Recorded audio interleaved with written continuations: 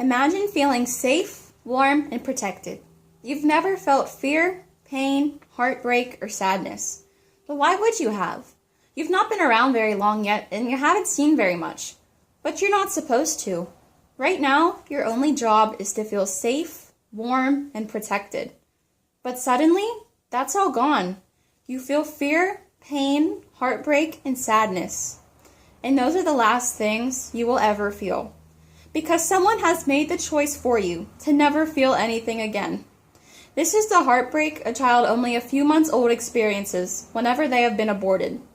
Abortion is an inhumane practice that does not strip away any rights from a mother, but strips away every right from an unborn child.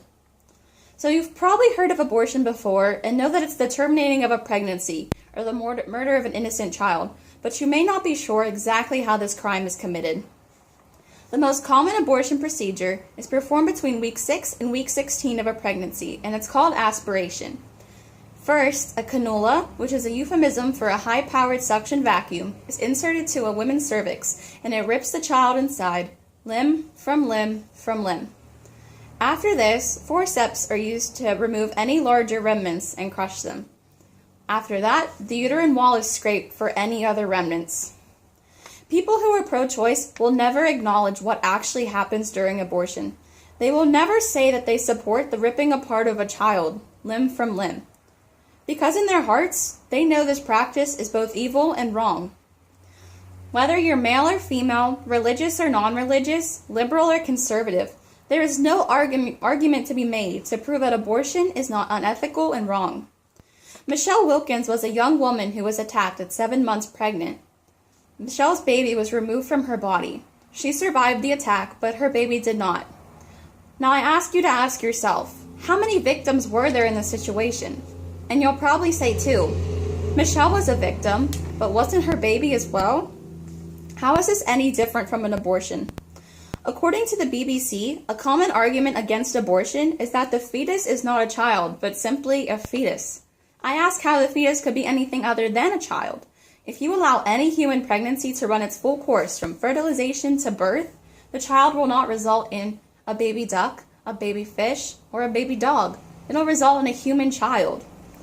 There is no argument that can be made to prove that abortion is not killing an innocent child, or that the fetus would not have been a child. If you allowed the child to live, it would have been a human baby given the chance. The right to life is plainly stated in the Declaration of Independence. By aborting a child, we are denying him of their natural rights. According to Olga Kassan, children who are adopted typically perform worse in school. This is often used as an argument for abortion and against adoption. But that's like coming to me and saying, Bryn, yes, you're bad at math, and therefore, you don't deserve the chance to live. In some cases, a woman would choose to have an abortion because she is facing a high-risk pregnancy that could affect her own health, her child's, or both. President Donald Trump, a former Democrat and supporter of pro-choice, knew a lady facing a high-risk pregnancy. Instead of terminating her pregnancy, she decided to see it through. To this day, both the woman and the child are healthy and well. This is what caused President Trump to turn from a pro-choice supporter to a pro-life supporter. In every pregnancy, except for those resulting from rape, the woman knew that by her actions, there was a chance that she would become pregnant. In no way, shape, or form did the child inside of her make that choice for her, nor do they deserve to suffer the consequences of their mother's choice. Regardless of how or why a woman has become pregnant, is now unable to care for the child, or does not want the child, there is always a couple who cannot have children who are ready to adopt. There is always a solution to an unwanted pregnancy that does not mean the killing of an unborn child.